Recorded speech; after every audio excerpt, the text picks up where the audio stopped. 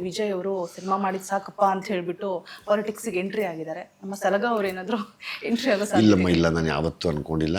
ನನಗದು ನನಗೇನೋ ಅವಶ್ಯಕತೆ ಇಲ್ಲ ಅನ್ಸುತ್ತೆ ಈಗ ಸದ್ಯಕ್ಕೆ. ಮುಂದೇನೂ ನನಗೇನೋ ಬೇಡ ಅನಿಸುತ್ತೆ.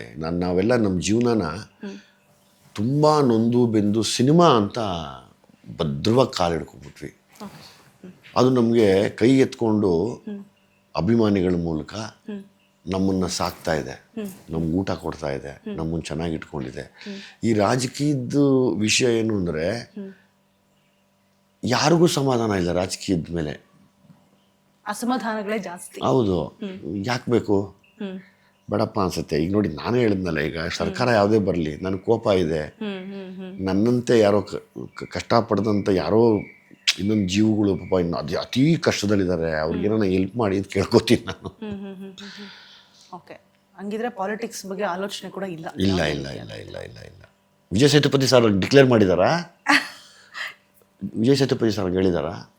ನೀವು ಹೇಳ್ತಾ ಇರೋದು ವಿಜಯ್ ಸಾರು, ತಲಪತಿ ವಿಜಯ್ ಅವರು. ಎಸ್, ಹ್ಯಾಟ್ಸ್ ಆಫ್ ಅವ್ರಿಗೆ. ನಂದು ಸಪೋರ್ಟ್ ಇದೆ ಆ ವಿಷಯದಲ್ಲಿ. ಅಂದರೆ ಲೈಕ್ ಅವರೊಂದು ಮೊನ್ನೆ ಮಾತಾದ್ರು, ನನಗೆಲ್ಲ ಕೊಟ್ಟಿದ್ದ ಜನಗಳಿಗೋಸ್ಕರ ನಾನು ಮತ್ತೆ ಸಿನಿಮಾ ಬಿಟ್ಟು ಏನೋ ಸೇವೆ ಮಾಡೋಕೆ ಹೊರಟಿದ್ದೀನಿ ಅಂತ.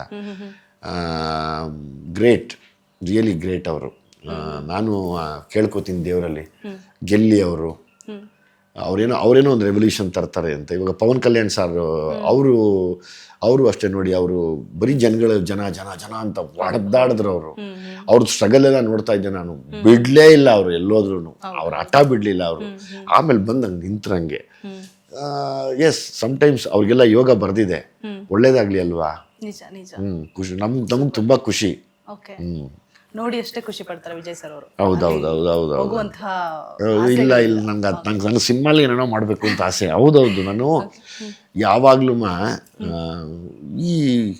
ಈ ಬಡವರ ಪರವಾಗಿರುವಂಥ ಕತೆ, ಅವರ ನೋವು, ಅವರ ಮನೆಯಲ್ಲಿರುವಂಥ ಒಂದು ಖುಷಿ, ಅಥವಾ ಅವ್ರಿಗಾಗಿರೋ ಅನ್ಯಾಯದ ಬಗ್ಗೆ ಸಿನಿಮಾ ಮೂಲಕ ಮಾತಾಡಬೇಕು ಅನ್ನೋ ದೊಡ್ಡ ಆಸೆ ನನಗೆ ಯಾವಾಗಲೂ.